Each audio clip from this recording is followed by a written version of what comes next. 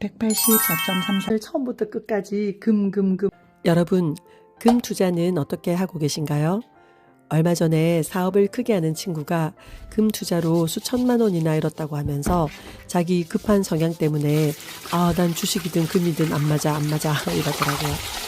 제 경험으로는 주식도 아니고 금으로 손실 보기가 쉽지 않은데 싶기도 하고, 제가 은퇴 후에 수입이 없었는데 자산이 줄지 않았던 데는 금이 가장 큰 역할을 해줬거든요.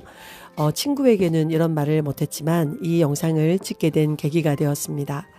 제가 금 전문가는 아니지만 좋은 투자 방법과 실물 금을 살 것인지 ETF나 KRX로 할 것인지에 대해서도 알아보고요.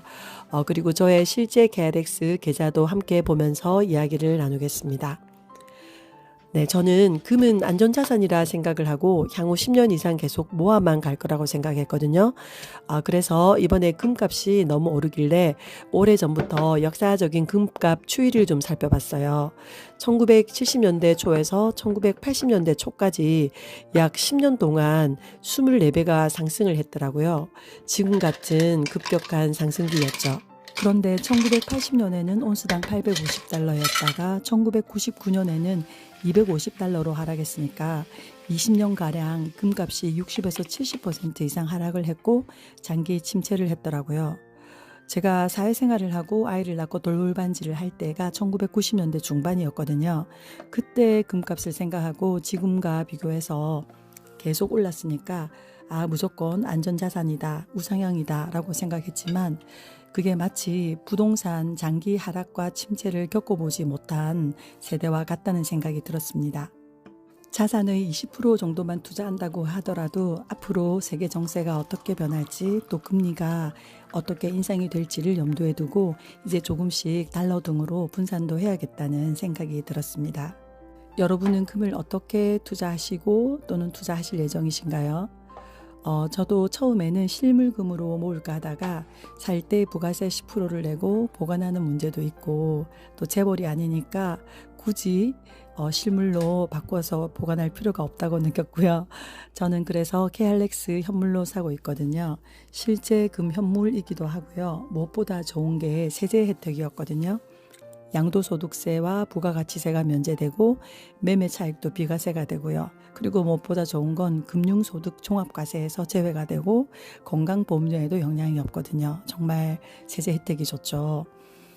그리고 또 금 ETF도 있잖아요. 근데 ETF는 무엇보다 소액 거래를 할 수 있고 ISA 계좌나 연금저축 계좌에서 절세도 할 수 있는데 매매 차익에 배당소득세가 15.4%가 부과되잖아요. 그리고 저는 그런 것보다 무엇보다 실물이 아니니까 실물 인출이 안 되는 거가 좀 아쉬웠고요. 그리고 금융소득 종합과세 대상이 됩니다. 금 ETF는요. 그래서 배제했고요. KRX도 종이금이 아니냐 할 수 있지만 진짜 실물을 인출할 수가 있거든요. 그때만 부가세 10%가 발생하는데 투자로 하는 상품인데 굳이 부가세를 내가면서 실물금을 인출할 일이 없을 것 같아요. 저는 현금으로 인출하면 세금이 없으니까 저는 KRX로 거래하고 있습니다. 자, 그러면 지금부터 제가 금 투자를 어떻게 하고 있는지 함께 볼까요? 네, 지금 보시면 2026년도 2월 10일 6시 43분이고요. 여기 왼쪽에 있는 이 계좌가 제가 실제 사용하고 있는 삼성증권 계좌거든요.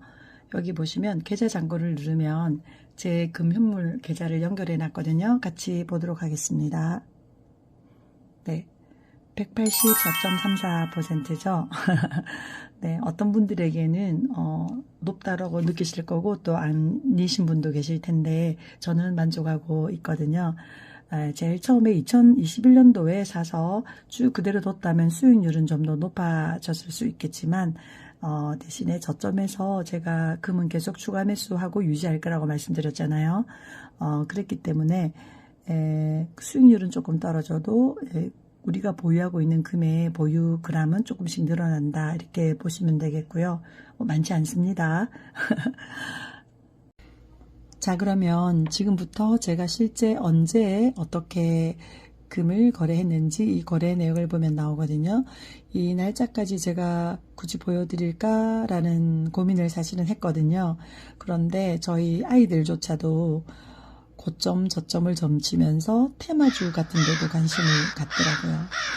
정말 말을 안 듣습니다. 그래서 한 3년에서 7, 8년 정도 우상향을 믿을 때는 저점에서 재매수를 해나가는 게 좀 더 편안하게 자산을 늘릴 수가 있다는 것을 보여주고 싶었어요. 그래서 이 영상을 찍게 되었고 같이 한번 보겠습니다. 잘 보이실까요? 거래 내역 누르면 이렇게 날짜가 나오거든요. 날짜 누르면 제가 2021년 1월부터 KRX 거래를 시작했거든요. 선택을 누르면 제가 이렇게 쭉 거래한 내용이 나옵니다. 2021년도 2월 16일부터 거래를 시작했고요. 6월 달에 조금 매수를 하고요. 3월 달에도 매수를 했는데 4월 달에는 매수를 하지 않고 이용료 입금이라는 게 있는데 이제 이 통장 사용료 같은 돈이 조금 있나 봐요. 그리고 2021년 10월, 2022년 1월 달까지 금을 거래를 안 하다가 쭉 올라가 볼까요? 2022년 7월 정도에 또 사기 시작하고 그 다음에 11월 달에 또 조금 샀네요. 그죠? 금이 굉장히 많이 올랐다는 막 뉴스가 났어요. 그럴 때도 3월 달에 제가 조금 구매를 했고요. 그 다음에 4월, 7월, 10월 달에는 구매를 하지 않았고 11월 달에 또 보니까 조금 구매를 했네요. 오늘 말씀드린 KRX나 ETF 실물금 같은 방법들도 투자의 정답이라기보다 각자 상황에 맞는 선택지라고 생각하거든요. 무리하지 않고 소액으로 분산해서 꾸준히 이 4가지만 잘 지켜도 투자 난이도가 많이 내려가더라고요. 여러분들도 충분히 잘 하시고 계시죠?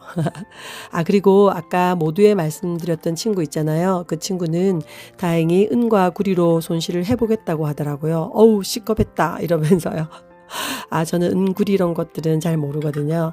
우리는 그런 시겁하지 말고 잔잔잔 아시죠? 잔잔잔하게 그리고 편안하게 투자를 이어가 보는 게 어떨까요? 오늘도 영상 끝까지 봐주셔서 감사합니다.